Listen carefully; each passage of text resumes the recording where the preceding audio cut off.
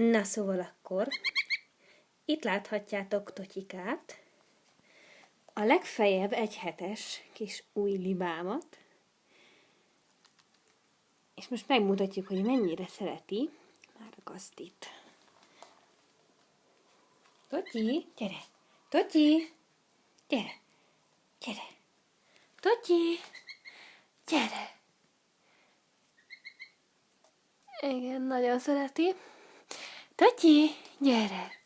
Júj, ügyes, szia! Totyi!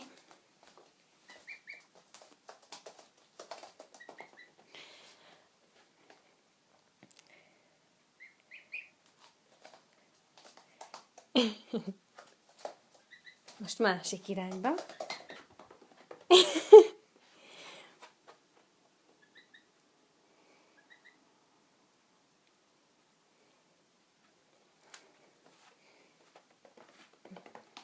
Már nem tudok olyan gyorsan futni, hogy ne legyen utol.